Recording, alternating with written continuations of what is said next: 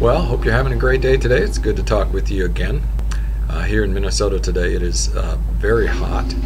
Has been the last several days. Really, for me, that means a lot of sweat, and that kind of ties in with today's Bible reading and a comment related to sweat not being acceptable. But we'll get to that in a minute. We continue with Ezekiel's vision today. We're kind of in the center section of it. And there are a number of things that I just want to point out to you today. Obviously, it's the same, but in this picture of the new Jerusalem, the new temple, some things come through loud and clear in chapters 44 to 46. First of all, the one gate that only God can open really helps us to understand the fact that God is the only one who can open the way for us in order to be in communion with Him, to be in relationship with Him. I'm reminded of Jesus' words in John 14 where He says, "I am the way, the truth, and the life. No one comes to the Father except through me." Here an important reminder that is the way it has to be. And that's going to be a thread that filters through this entire reading today. God is at the center of all things. And it goes on to talk about the difference between holy and common and clean versus unclean, and how God's way and this new Jerusalem one day will be done the right way. Things will be done decently and in order, and the ways of the past are going to be over. Now, a few comments as we talk about that. So if God's ways come first, and if God is at the center, what is it going to look like? And what it's not going to look like is what we've had in the past. And in chapter 46, 45, we get this comment about the prince and a lot of the things that the prince is going to do. And in fact, the prince is actually used 8 times here in this chapter. Now, what we're hearing and what we're reading is that when we talk about this prince, we're really not talking about him in terms of civic or political authority, but we're really talking about his job in promoting worship, safeguarding worship in this new spiritual Israel, in the new covenant.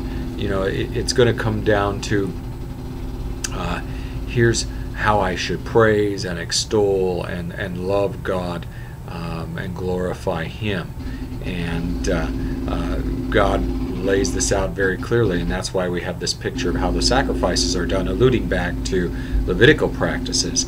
But it's interesting because what we get here is not so much a picture of the way things are actually going to look like, because obviously this temple's never been built. And even as Heather said, though some believe it will be built at the end, the truth is this really is a picture of the kingdom as God will have it one day in its totality. It's really more, though, a picture of how things will be done. God had intended man to live a certain way. In sin, we fell far short of that. We today, even as we have been redeemed by Christ while we are in this world, still fall short of that, even though we strive in that direction by the power of His Holy Spirit. But here, God says, unlike the past, and notice the 3 entities that are being addressed here in this vision: princes, foreigners, and the Levites or the priests. It's these groups who were responsible for so much of the corruption in the past, and God says it's going to be different now. When I come into my kingdom in full and you see it, this is the way they're going to operate. And He gives us this picture very specifically of how it is they will do things differently. And certainly people are important, and also God is at the center. And I think that's, again, the picture we get here. God is at the center of everything, with an ordered existence around Him where all people are treated fairly, all are given their just deserts, and those who are overseers in one way, shape, or form are carrying out their task effectively. And so that means that you aren't sloppy in the way that you provide for people if you are a prince.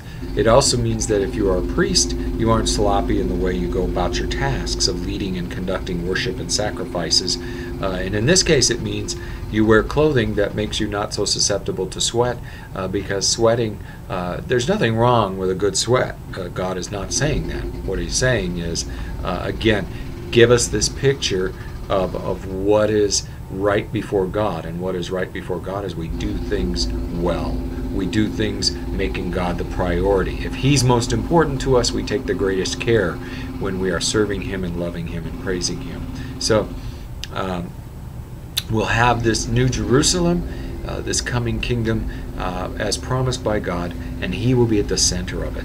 And so that leads me kind of in conclusion today to just say, you know, today social justice is such a key topic and a focus for many, including many Christians. But the reality is, what God is saying here is, being right with your neighbor in and of itself is not enough. Just caring for the poor is not enough. God is also saying, though, we need to be right with him. Those two have to go hand in hand, and therefore we should never forget that idea of our relationship with God and our relationship with others form a cross, and those are the two aspects of our life as a child of God that we need to pay attention to.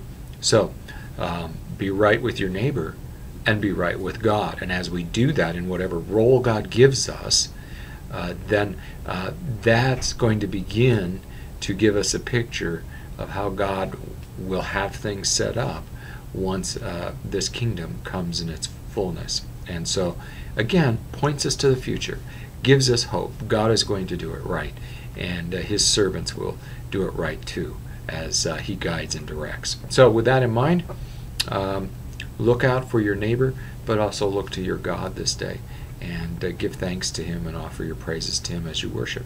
And we'll talk to you again.